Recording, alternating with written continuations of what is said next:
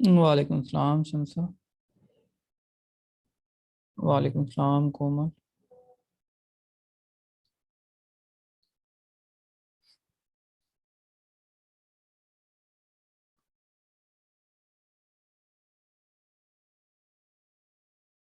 वालेकुम सलाम ईशा।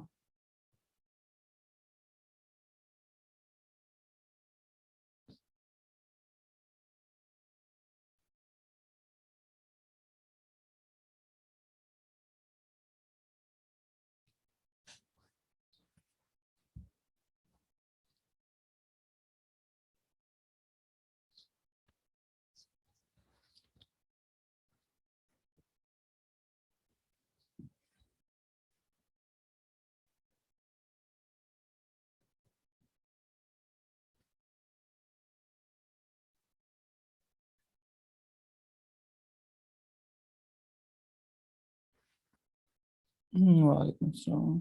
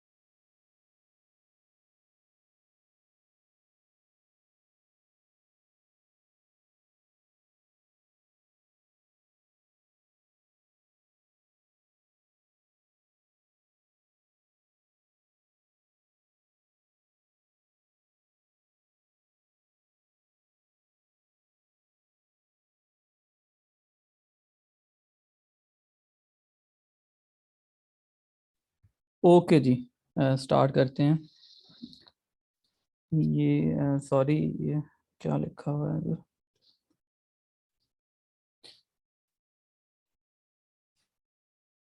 एक मिनट एक मिनट, ये क्वेश्चन नंबर 4 है, 3 नहीं है।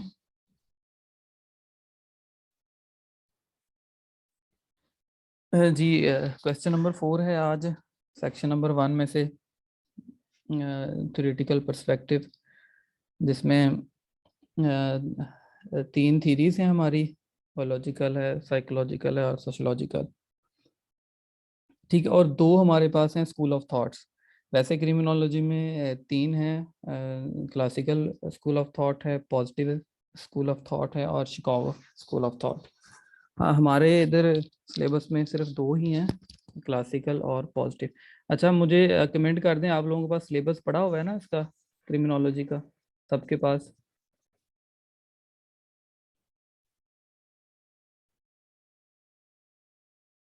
ओके। ओके। ओके। ओके, ठीक है, गुड हो गया। तो इसमें सबसे पहले हम देखेंगे क्लासिकल स्कूल ऑफ थॉट। वैसे तो इनकी डिटेल काफ़ी लंबी है। ये चूंकि हम लोगों ने इसको एक महीने में 10-12 लेक्चर में इंशाल्लाह इसको कवर कर देना है, तो बहुत ज़्यादा डिटेल में नहीं जाना। नॉर्मल सी बेसिक सी चीज़ें सारी आप लोगों को गाइड कर देनी है। जब आप इंशाल्लाह उसको पढ़ेंगे ना, तो फिर आप लोगों को सही से उसकी समझ आ जाएगी। तो वो बढ़ाने को तो डिटेल इसमें जितनी मर्जी ऐड कर लें, तो वो आप याद कर लेंगे इंशाल्लाह, तो आप लोगों के लिए आसानी होगी। ओके जी, सबसे पहले है हमारा क्लासिकल स्कूल ऑफ थॉट। 1700 के मिड में ना, 17th सेंचुरी के मिड में, जब एज ऑफ एनलाइटनमेंट का दौर था ना, एज ऑफ एनलाइटनमेंट को अगर हम देखें ना, तो 16th सेंचुरी से 17th सेंचुरी के दरमियान दरमियान में ना, जब यूरोप जो था वो मॉडर्नाइज हो रहा था, उसमें उस टाइम क्या होता था, तब तो वो बादशाहत का निज़ाम वहाँ पे चलता चलता होता था, सल्तनत होती थी बड़ी बड़ी। और वहाँ पे जो थे ना, वो चर्च के जो पॉप हुआ करते थे, क्रिश्चियन जो थे, वो उन लोगों का बहुत ज़्यादा इन्फ्लुएंस हुआ करता था उनकी जो रायत थी उनकी जो स्टेट के अंदर। तो उस टाइम क्या होता था कि किसी ने कोई भी क्राइम किया ना छोटा मोटा, तो वहाँ पे कोई रूल ऑफ लॉ तो होता नहीं था, पूछगिछ कोई नहीं हुआ करती थी। किसी ने कोई भी क्राइम किया तो उसको पकड़ के उन्होंने जिंदान में डाल देना, उसको फंटी लगा लगा के मार मार के उसको टॉर्चर कर करके क्या होता था कि बहुत दफा उस बंदे को वो डेथ की तरफ चला जाता था। तो उस टाइम पे जो था वहाँ पे लॉ का किसी को कुछ पता नहीं होता था, लोगों को हकूक जो थे उनके बिल्कुल नहीं मिल रहे होते थे, रिश्वत आम हुआ करती थी, कॉन्स्टिट्यूशन उनके सारे तबाह हुए पड़े थे। जहालत का एक टाइम था जहाँ जब किसी बंदे को जहाँ पे उसका हकूक ही नहीं मिलना, ठीक है। तो जहालत का जब टाइम था, तो उस टाइम पे ये जो थे ना, सीजर बैकरिया जो थे और जेरी बेंथम जो थे, ये फिलोसोफर थे। ठीक, इन लोगों ने जब देखा ना कि ये जो हमारा निज़ाम हमारा सिस्टम इतना ख़राब हो चुका है, तो इन लोगों ने फिर वहां से मोटिवेशन पकड़ी कि जी यहाँ पे तो हर चीज़ जो है ना, अनइक्वल जुडिशियल सिस्टम जो है हमारा है, तो हम ऐसा करते हैं, इसको थोड़ा ना सुधारने की कोशिश करते हैं। इन लोगों ने फिर तब उस टाइम पे थ्योरी एक जो पेश की थी ना, तो उसको हम कहेंगे क्लासिकल स्कूल ऑफ थॉट। इन लोगों ने अपनी थॉट जो थी ना वो पेश की थी उस टाइम में, ठीक है। इसके जो है, जो की पॉइंट जो है ना क्लासिकल स्कूल ऑफ थॉट के, तो वो ये हैं। इन लोगों ने जो जो आगे रिसर्चेज अपनी की थी ना, ये मैं बता रहा हूँ, ये फिलोसोफर थे, क्रिमिनोलॉजिस्ट नहीं थे, ठीक है। तो इन लोगों ने कुछ पॉइंट जो थे दिए थे ना वहाँ पे, उसमें सबसे पहला पॉइंट ये था, इन लोगों ने कहा था कि जी कोई भी जो बंदा क्राइम कमिट करता है ना, कोई भी वहाँ पे बंदा जो क्राइम कमिट करता है, वो एक तो फ्री विल है, दूसरा रैशनल है, ठीक है। फ्री विल है, उसकी जी अपनी मर्जी है कि वो क्राइम को कमिट करे या ना करे। रैशनल है, उसको उसकी एक अपनी अकल है, समझ लें। उस बंदे ने खुद से ये चीज़ सोचनी है कि मैंने कोई क्राइम, ये क्राइम कमिट करना है या नहीं करना, उसके लिए कौन सी चीज़ गलत है, कौन सी चीज़ सही है, ठीक है। Which course of action to take, उसने कौन सा एक्शन चूज करना है। अब वो एक बंदा है, वो बंदा अब कोई चीज़ लेने जाता है, उसको पहले उस बात की अकल होती है कि मैंने क्या चीज़ लेने जानी है, फिर उसके पास उसने देखना है कि क्या मैं जो चीज़ ले रहा हूँ ये मेरे लिए सही है या नहीं सही, ठीक है। इन लोगों ने ये पॉइंट दिया था कि हर बंदा फ्री विल है, हर बंदे को एक अकल होती है, हर बंदे की अपनी मर्जी है कि उसने क्या चीज़ चूज करनी है, क्या नहीं चाहा कि उसने क्राइम कमिट करना है या कि उसने नहीं कमिट करना, ठीक है। एक पॉइंट तो ये हो गया। दूसरा इनका पॉइंट ये था कि जो भी बंदा क्रिमिनल बिहेवियर रखता है ना, या कोई भी नॉर्मल जो बंदा है, वो बंदा जो होता है वो सिर्फ और सिर्फ उस बंदे को प्लेयर चाहिए, उसको पेन तो बिल्कुल नहीं चाहिए। मैं हूँ, आप हैं, कोई भी बंदा है, हमारी नेचर ये कहती है कि हमें सिर्फ प्लेयर चाहिए, हमें सिर्फ मज़ा आना चाहिए किसी भी चीज़ में।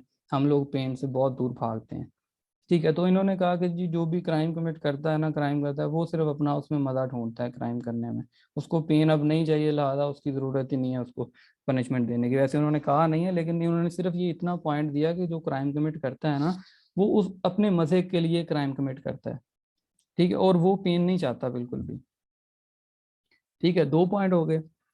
अब जो तीसरा पॉइंट इन लोगों का ये था कि इन लोगों ने कहा था कि जी जो ये इन लोगों की जो थी प्रिजन जो थी ना, जेल थी इन लोगों की, उस टाइम में हुआ करती थी, उसमें क्या हुआ करता था कि जेल के अंदर वहाँ पनिशमेंट नहीं देते थे, वो टॉर्चर करते थे।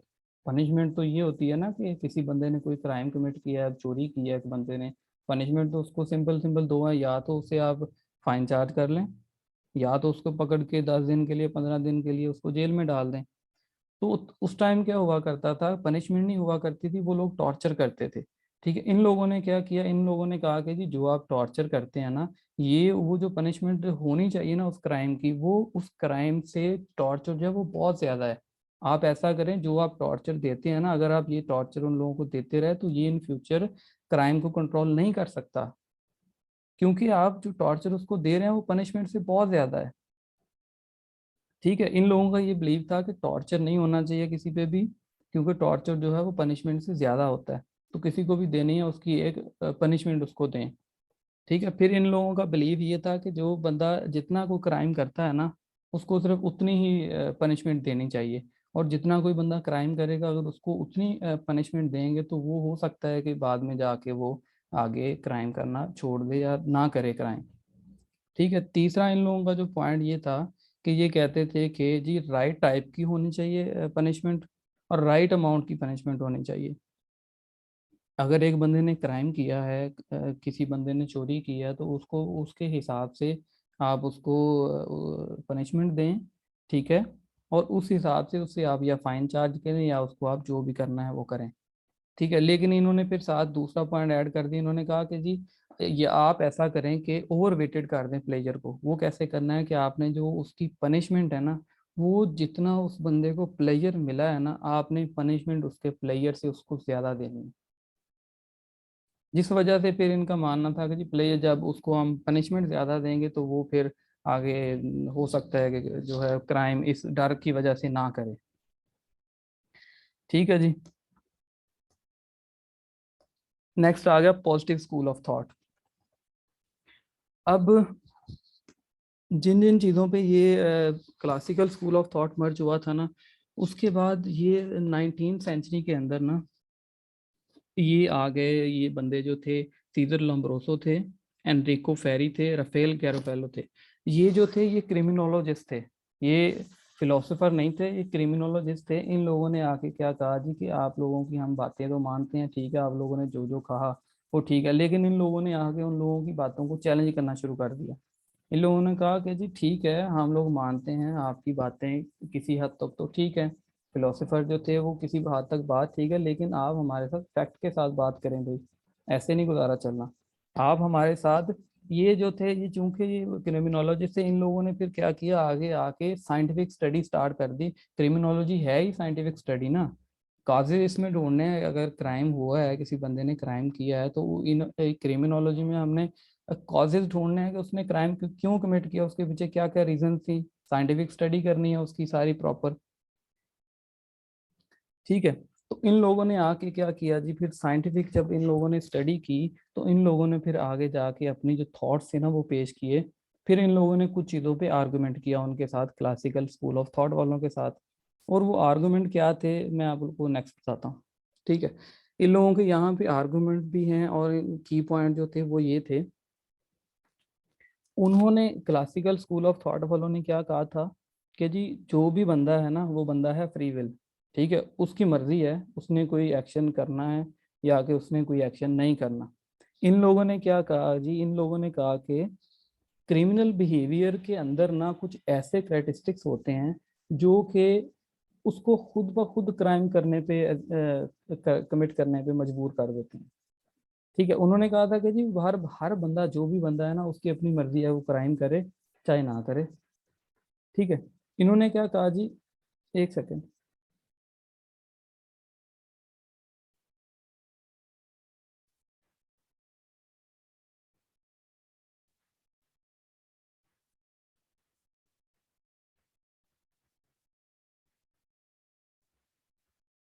ये पीछे एक पॉइंट था स्टैंडर्डाइजेशन ऑफ पनिशमेंट।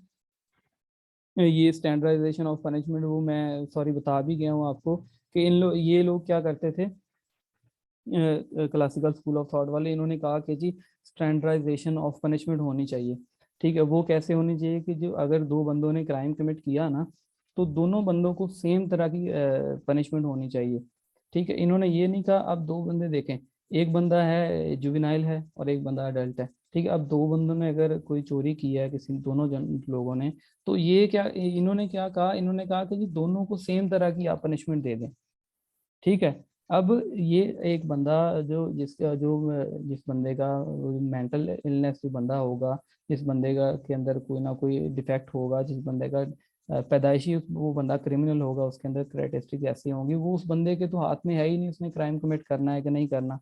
तो फिर आप क्या कैसे कह सकते हैं कि जी आपने स्टैंडर्ड पनिशमेंट दोनों को बराबर देनी है।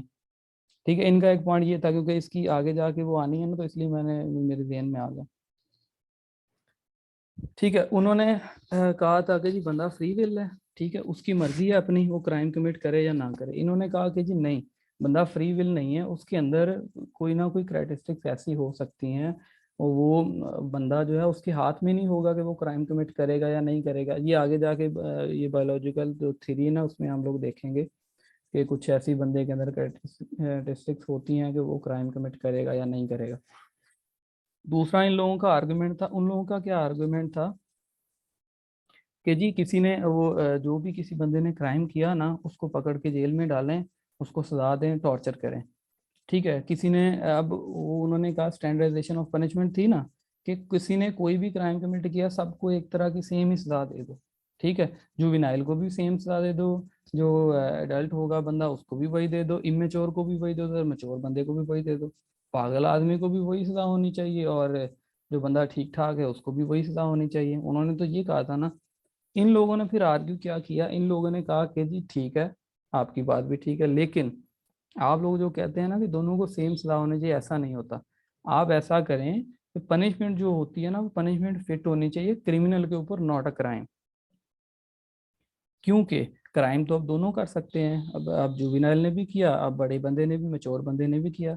ठीक है, इन्होंने क्या कहा कि जी नहीं जी, जुविनाइल जो बंदा होगा उसको सजा और होगी, जो बंदा मैच्योर होगा उसको सजा और होगी। ऐसे ही जो बंदा मेंटल इलनेस का शिकार होगा, वो बंदे को सजा और मिलेगी, जो बंदा बिल्कुल सही फिट होगा उस बंदे को सजा और होनी चाहिए। ठीक है, तो इनका ये पॉइंट था कि बंदे का जी वो जो है पनिशमेंट जो है वो क्रिमिनल को होनी चाहिए, क्राइम के ऊपर फिट नहीं होनी चाहिए। ठीक है, तीसरा पॉइंट ये था, उन लोगों ने कहा कि जी बंदा रैशनल होता है, उसके अंदर अकल होती है, उसके उसकी मर्जी है वो क्राइम कमिट करे या ना करे। ठीक है, उसकी मर्जी। इन लोगों ने क्या कहा जी नहीं, उसकी मर्जी नहीं होती, उसके अंदर कोई ना कोई ऐसे फैक्टर मौजूद होते हैं। ठीक है, उसके पास उसके इर्द गिर्द इधर उधर कोई ना कोई ऐसे फैक्टर मौजूद होते हैं जो कि उसको उसके कंट्रोल में ही नहीं होते। ठीक है, जिसकी वजह से वो क्राइम कमिट कर देता है इन फ्यूचर। ठीक है, ये हम जब देखेंगे ना सोशियोलॉजिकल में, हम देखेंगे कि उसके हमारे जो आसपास हमारी सोसाइटी है, ये हमें कैसे इंगेज करती है उसके लिए, क्राइम कमिट करने के लिए। तो वो इसने कहा कि जी वो बंदे के हाथ में नहीं होगा, किसी बंदे के हाथ में है ही नहीं कि वो क्राइम कमिट करे या ना करे, क्योंकि उसके आसपास जो है वो एक उसके कंट्रोल में चीज़ नहीं है कि उसने क्राइम कमिट करना है या कि उसने क्राइम नहीं कमिट करना। ठीक है, इसको फिर आगे उन्होंने दो तरह से डिवाइन किया है, इंडिविजुअल और दूसरा है सोशोलॉजिकल। अब इंडिविजुअल जो है पॉजिटिविज्म, ये क्या करती है, इंडिविजुअल जो पॉजिटिविज्म, इनका ये बिलीफ है कि जो कोई बंदा क्रिमिनल है, वो क्रिमिनल बिहेवियर रखता है ना, वो उसके अंदर साइकोलॉजिकल फैक्टर ऐसे होते हैं कि वो जो है वो क्राइम का कमिट कर देता है। इंडिविजुअली तौर के ऊपर जो बंदा है उसके अंदर, खुद के अंदर ही ऐसी कुछ करैक्टरिस्टिक्स होती हैं कि वो क्राइम कमिट कर देता है। ठीक है, और इन लोगों का बिलीफ ये है कि जब कोई बंदा क्राइम कमिट करता है ना, उसको अगर वो साइकोलॉजिकल उसके अंदर मेंटल इलनेस है, या वो उसके अंदर पैदाइशी तौर पे उसके अंदर कोई ना कोई ऐसा मसला है, तो उसको फिर ये कहते हैं कि जी साइकेट्रिस्ट जो होते हैं ना, वो उनकी अगर हेल्प करें किसी तरह से, तो वो जो है इन फ्यूचर वो क्राइम कमिट करने से बाज आ जाएंगे, वो क्राइम नहीं कमिट करेंगे बाद में। ठीक है, तो जो सोशियोलॉजिकल पॉजिटिविज्म है, उसमें उन्होंने ये मेनली फोकस किया है कि जो सोशियोलॉजिकल में जो हमारी सोसाइटी आती है ना, हमारे जो इर्द गिर्द का माहौल है, इन्वायरमेंट है, ये हमें फोकस करेगा कि कैसे आपने कमिट करना है या कि नहीं करना। ठीक है, इंडिविजुअल में वो बंदे के अंदर उसकी खुद की खसूसियात होती हैं, उसकी ऑब्जर्वेशंस होती हैं, उसने क्राइम कमिट करना है कि नहीं करना। सोशियोलॉजिकल में उसको चीज़ें इंगेज करती हैं, इधर उधर की सोसाइटी जो है वो उसको एंगेज करेगी। उसमें क्या है कि उसकी पॉवर्टी आ जाएगी, वो हमने पढ़ा था। ठीक है, इकोनॉमिकली अगर वो बंदा जो वीक होगा, वो बंदा फिर इन फ्यूचर उसको कोई ना कोई ऐसे फैक्टर्स उसमें हो ही जाएंगे, उसको तो क्राइम कमिट करना पड़ ही जाना है। क्राइम कमिट करने का मतलब ये नहीं है कि उसमें उठा के किसी का मर्डर ही कर देना है। अब वो अगर डेवियन हो जाएगा तो वो क्राइम कमिट होगा ना, अगर सोसाइटी के नॉर्म के खिलाफ जाएगा तो वो क्राइम ही है एक तरह का। ठीक है, दूसरा पॉलिटिकल सेटअप था, वो बताया था मैंने, पॉलिटिकल सेटअप कैसे जो है हमारे माशरे के अंदर जो है क्रिमिनल पैदा कर रहा है। ठीक है, फैमिली है, फैमिली में भी हमारे जो फैमिली प्रेशर भी हो सकता है। ठीक है, वही फैमिली के अंदर कुछ प्रॉब्लम्स होती हैं, अब कोई बच्चा जो होता है वो जिद्दी होता है, वो उसकी फैमिली जो घर वाले उसकी बातें नहीं मानते, तो वो आगे जाके कोई ना कोई क्राइम कमिट कर देता है। तो ये सोशोलॉजिकल पॉजिटिविज्म में आगे जाके हमने देखनी है बहुत सारी चीज़ें। स्ट्रेन थ्योरी है उसकी, सोशल डिसऑर्गेनाइजेशन थ्योरी है, कंट्रोल थ्योरी। तो वो सारी चीज़ें जो हैं वो उसमें हम यही जो जाके हम लोगों ने ये चीज़ें पढ़नी है कि कौन कैसे कौन कौन सी चीज़ें हैं जो हमें क्राइम कमिट करने पे मजबूर करती हैं।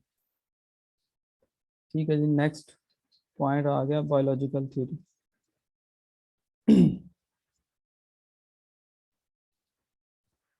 बायोलॉजिकल थ्योरी आगे ये, इसमें हम बायोलॉजिकल थ्योरी में हम लोगों ने क्या देखना है, बायोलॉजिकल थ्योरी में हम लोगों ने सिर्फ यही चीज़ें देखनी है कि हमारी बॉडी के अंदर या हमारे अंदर कौन सी ऐसी कैरेक्टरिस्टिक्स पाई जाती हैं जिसकी वजह से कि हम क्रिमिनल बन सकते हैं इन फ्यूचर। ठीक है। Biological theory was put forward by Italian scientist Cesare Lombroso. ये चूंकि जो थे ये इटालियन साइंटिस्ट थे। इन लोगों ने क्या किया, बायोलॉजिकल थ्योरी जब इन लोगों ने पेश की ना, तो उसमें सबसे पहला जो इनका आर्गुमेंट था, इन लोगों का पॉइंट ये था, वो ये था, ये कहते थे कि जी पीपल जो बंदा कोई भी है, वो बंदा जो पैदा होता है वो पैदाइशी वो क्रिमिनल होता है। ठीक है। अब वो बॉर्न क्रिमिनल कैसे है कि ये बायोलॉजिकल थ्योरी में ही आगे इन्होंने पॉइंट दिए हैं कि हमारे बॉडी के अंदर, बॉडी स्ट्रक्चर के अंदर कोई ना कोई ऐसे प्रॉब्लम, ऐसी निशानियां, ऐसी चीज़ें मौजूद होती हैं जो कि हमें क्रिमिनल बनाती हैं इन फ्यूचर आगे जाके। ठीक है। तो इसमें हमारे अंदर ही ऐसी अब कोई ना कोई चीज़ें होंगी जो हमें क्रिमिनल बनाएंगी इन फ्यूचर। ठीक है। इन लोग अब इन्होंने कहा कि biological different from non criminal, वही बात कि ये बायोलॉजिकल जो है, बायोलॉजिकल फैक्टर्स होते हैं हमारे अंदर, वही हमें क्रिमिनल बनाएंगे और वही हमें नॉन क्रिमिनल बनाएंगे। ठीक है।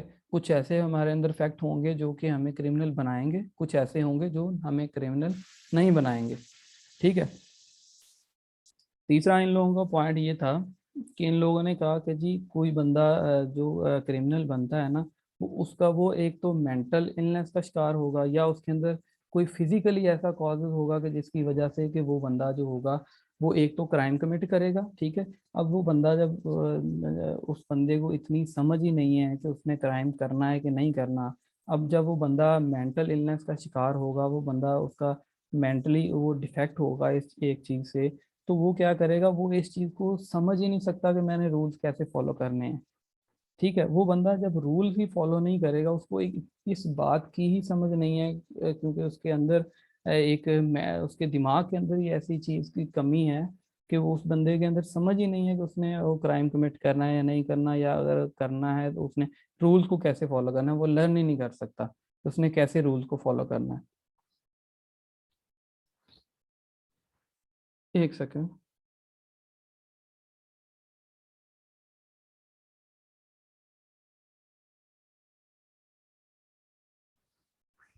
जी, थर्ड नंबर पे इन लोगों का बिलीफ है, लम्ब्रोसो बिलीव दैट क्रिमिनलिटी इनहेरिटेड। अब ये हम जो कि बायोलॉजिकल थ्योरी पढ़ रहे हैं, तो इसमें इन लोगों का बिलीव ये है कि ये जो होती है ना क्रिमिनलिटी इंसान के अंदर होती है, ये इनहेरिटेड होती है, एक इनहेरिटेड कह सकते हैं हम, जो हमें मिली हो विरासती, सॉरी, हाँ विरासती तौर पे हमारे डीएनए के अंदर ही कुछ चीज़ें ऐसी मौजूद होती हैं कि हम कहते नहीं है कि ये जी हमारे ख़ानदानी ये चीज़ है। तो ये उसके अंदर विरासती ऐसी चीज एक इंसान के अंदर पाई जाती है जो कि उस बंदे को क्रिमिनल बना सकती है। एक मिनट।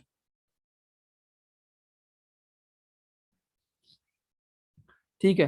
तो वो उसके अंदर वो जो है विरासती तौर पे वो एक ऐसी चीजें उसके अंदर होती हैं जो कि वो उसको क्राइम कमिट करने पे मजबूर कर सकते हैं इन फ्यूचर। अब उन्होंने कहा कि जी बॉडीली कॉन्स्टिट्यूशन इंडिकेट वेदर और नॉट इंडिविजुअल। अब उन्होंने कहा जी कि वो बंदे का जो बॉडी का जो स्ट्रक्चर है ना, कॉन्स्टिट्यूशन है बॉडी का, वो बॉडी का कॉन्स्टिट्यूशन ही ये चीज़ डिफाइन कर सकता है इंडिविजुअल का कि वो बंदा बॉर्न क्रिमिनल है या कि वो बॉर्न क्रिमिनल नहीं है। तो ये जो इन्होंने बताया ना कि बॉडीली कॉन्स्टिट्यूशन है, ये बॉडी के अंदर जो हमारे फिजिकली हमारे अंदर और मेंटली हमारे बॉडी के अंदर कुछ ऐसी चीजें होती हैं जो कि हमें क्रिमिनल बनाती हैं। फिजिकली जो चीजें हमारे अंदर है ना, बायोलॉजी थ्योरी में इसमें आगे नेक्स्ट जाके इन्होंने बता दी, इन्होंने कुछ निशानियां बताई हैं ये लैम्ब्रोसो ने, जो कि निशानियां अगर वो बताऊंगा मैं आपको अभी जाके। ठीक है, इन्होंने क्या किया था, he compared the Italian prisoner and Italian soldier. ये चूंकि इटालियन थे उस टाइम, इन लोगों ने क्या किया कि जो प्रिजन के अंदर, जेल के अंदर वो थे ना, उनके मुजरम थे, उन लोगों ने उन मुजरम के ऊपर रिसर्च की, और फिर उन लोगों ने जो वहाँ पे सोल्जर थे ना, उन लोगों पे रिसर्च की। जब उन दोनों पे इन लोगों ने रिसर्च की ना, तो इन लोगों को फिर जाके पता चला कि जी ये मुजरिम जो थे, इन लोगों के अंदर ये चीज़ें पाई जाती थी, इनके अंदर ये जो है इनहेरिटेड चीज़ें आई हुई हैं, विरासती तौर पे इन लोगों के अंदर आई हुई हैं, या इन लोगों ने ये चीज़ें अडॉप्ट की हैं। ठीक है, तो जो सोल्जर थे, और सोल्जर और जो थे ना उधर क्रिमिनल थे, उनके अंदर फिर इन लोगों को जो फ़र्क वाज़ेह हुआ ना, तो फिर उस बेस पे इन लोगों ने कहा कि जो है बॉडीली कॉन्स्टिट्यूशन जो है उसके अंदर ऐसे इंडिकेटर्स होते हैं कि जी हम बता सकते हैं वो बंदा क्रिमिनल है जाके नहीं है।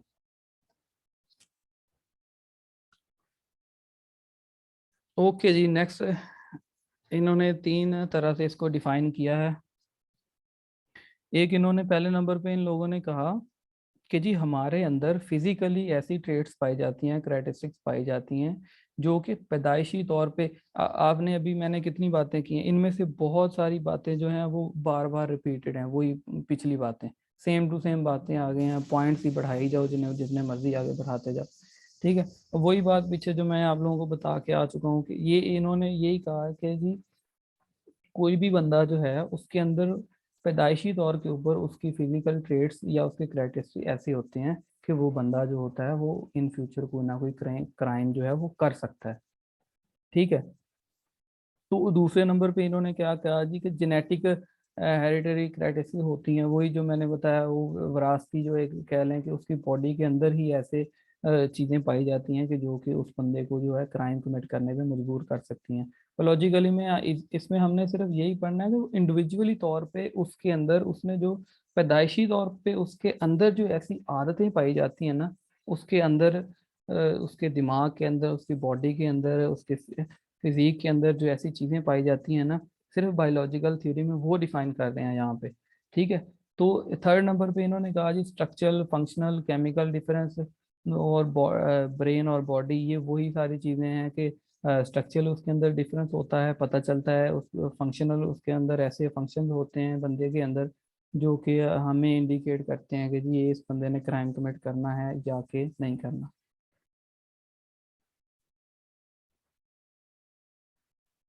ओके, फर्स्ट पॉइंट में उन्होंने कहा है कि जी those with which you are born, मतलब ऐसे जो है कैरेक्टरिस्टिक्स, ऐसी जो चीजें होती हैं ना, आउटवर्ड फिजिकल ट्रेट जो कि जाहिरी हमें नजर आती हैं, नजर जो फिजिकली जो तौर पे जो हमारी बॉडी के अंदर यही मैं बता रहा हूँ ना कि आगे उन्होंने पॉइंट दिए हुए हैं। तो मैं बताता हूँ, एक मिनट। हाँ जी, ये आगे उन्होंने पॉइंट दिए हुए हैं, उसमें आप लोगों को समझ आ जानी है कि जो ये जो बात ये कर रहा है ना कि बॉर्न क्रिमिनल है, वो बात क्यों कर रहा है। ठीक है, फिजिकल जो है आउटवर्ड फिजिकल ट्रेट्स जो है ये कह रहा है कि वो क्यों कह रहा है, कौन सी ऐसी चीजें हैं हमारे अंदर बॉडी के अंदर कि हम आवाज कट रही है। हेलो, हेलो, कट रही है आवाज या आ रही है? आ रही है, ओके। ओके जी, ओके, ठीक, ठीक, ठीक, ओके।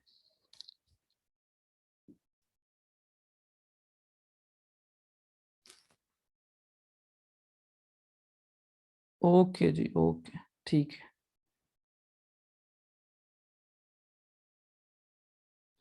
ठीक है, ये फिजिकल ट्रेट्स हमारे अंदर ऐसी पाई जाती हैं कि हाँ, वो बता सकते हैं, ये क्रिमिनोलॉजिस्ट जो हैं या कुछ जो सीनियर लोग जो हैं इसके एक्सपर्ट हैं, वो बता सकते हैं एक बंदे के अंदर कौन कौन सी चीज़ें, अगर ये चीज़ें हों तो वो क्रिमिनल है, या वो चीज़ें ना हो तो वो क्रिमिनल नहीं है।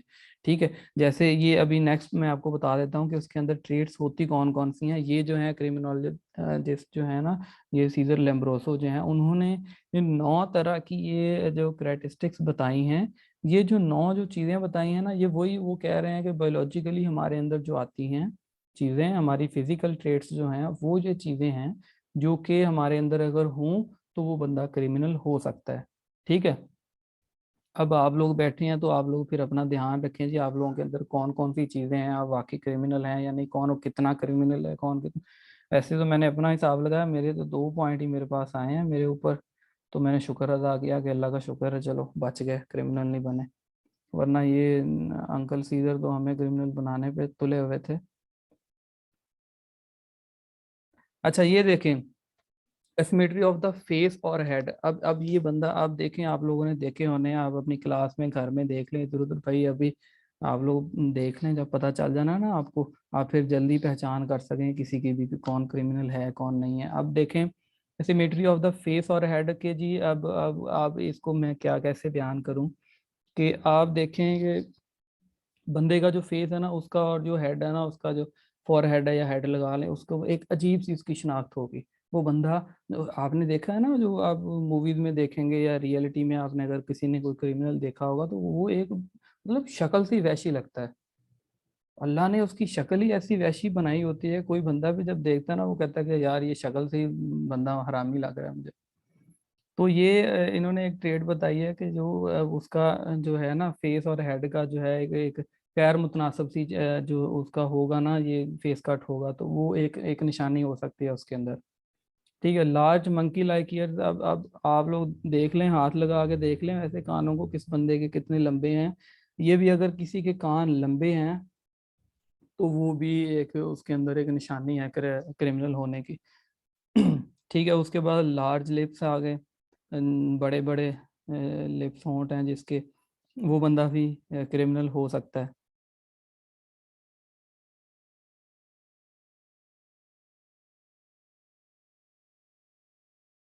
हम्म। सर उसके फोरहेड पे लिखा होता है ये क्रिमिनल, हाँ तो वो मैंने कहा ना कि वो शक्ल से ही वो वैसी लग रहा होता है, शक्ल से ही ऐसी खबासत टपक रही होती है क्रिमिनल के, बंदा देख के कहता है कि यार ये वाकई क्रिमिनल लग रहा है। मैंने तभी आप लोगों को पहले कहा कि अभी से देख लें, अपना भी देख लें आप, और अपने घर वालों का इधर उधर का देख लें, हिसाब लगा लीजिएगा जाके कौन बंदा कितना क्रिमिनल है। ठीक है। वैसे भी लड़कियों पे तो ये सिर्फ इनमें से 3 चीज़ें अगर आ जाएंगी तो वो क्रिमिनल है, हमारी बचत है। हम लड़कों पे अगर 5 ये चीज़ें आएंगी तो फिर वो फिर क्रिमिनल है। ठीक है। नेक्स्ट हम देख लें ट्विस्टेड नोज। अब जी ये टेढ़ी मेढ़ी जो नाक होती है ना, वो आप मजाक भी करते होंगे अपने दोस्तों को सहेलियों को, तो ये जिसकी जो नोक ट्विस्टेड है ना, टेढ़ी मेढ़ी है, तो वो बंदा भी जो है क्रिमिनल हो सकता है। ठीक है। अब तीसरे 5 नंबर पे आ गया एक्सीव चेक बोन। अब ये देख लें जी, आपके गले के अंदर हड्डी किस किस के है गले में। मैंने भी यही बोला, ये हेड मिस्टेक, हाँ।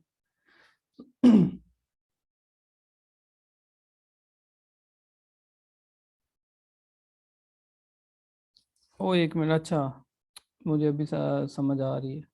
अच्छा।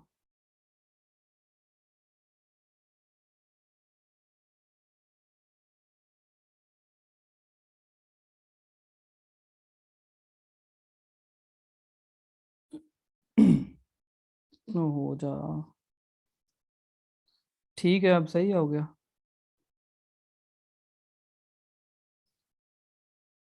अच्छा, एक्सीव चेक बोन है वो, जो है होती है गले के अंदर हड्डी, किसी के अंदर देख लें आप लोग भी किसके अंदर है किसके अंदर नहीं है। थैंक्स सर, वेलकम वेलकम जी। वो हो जाती है, सबसे गलतियां हो जाती हैं, इंसान गलतियों का पुतला है, फिर पता है आप लोगों को भी। तो ये आगे आ गया लॉन्ग आर्म्स, ये जिसकी लॉन्ग, वैसे जिसकी हाइट लंबी है उसकी नहीं, लॉन्ग आर्म्स जो होती हैं वैसे ही बंदा कहता है कि उसकी ऊपर वाली बॉडी वो छोटी होती है और नीचे टांगे वो वैसी फैली होती हैं लंबी सारी। वो आ गया एक्सीव निकलेस ऑन स्किन। ये देखें जी, अब ये तो वैसे तो बूढ़े होके ही होती हैं झुर्रियाँ जो पड़ती हैं चेहरे पे, लेकिन वैसे कुछ क्रिमिनल्स होते हैं जिनके जवानी में भी पड़ सकती हैं। तो अल्हम्दुलिल्लाह हम लोग तो बचे हुए हैं इन सब में से, कोई भी, सिर्फ 2 आई हैं, फिर बड़ा अल्लाह का शुक्र अदा किया है कि चलो बच्चे तो हो गई है। अब आ गया 8 नंबर पे आ गया लार्ज जॉ। अब जबड़ा देख लें आप लोग, किस बंदे का कितना बड़ा है, अगर तो लग रहा है फिर वो निशानी है उसके अंदर क्रिमिनल होने की। लार्ज चिन है जी, जिसकी थोड़ी लंबी है, तो वो भी क्रिमिनल है। वैसे इन लोगों ने जो निशानियां बताई हैं ना, ये जो क्रिमिनल हो ना हो, ये एवं ही आ जाती हैं हर बंदे के अंदर। अब ये जितनी भी 9 तरह की निशानियां बताई हैं ना, ये बायोलॉजिकल थ्योरी में आती हैं। ये चीज़ें आप लोगों ने याद रखनी है। हमारे अंदर ये करेक्टरिस्टिक्स, ये चीज़ें अगर पाई जाए ना, तो ये बंदा वो फिर वो क्रिमिनल हो सकता है। और ये जितनी भी चीज़ें हैं ना, ये जेनेटिकली और वो जो है इनहेरिटेड, जो विरासती तौर पे हमारे अंदर मौजूद होती हैं। ठीक, इस वजह से इन्होंने कहा है कि जो बंदा क्रिमिनल है ना, वो बॉर्न क्रिमिनल है।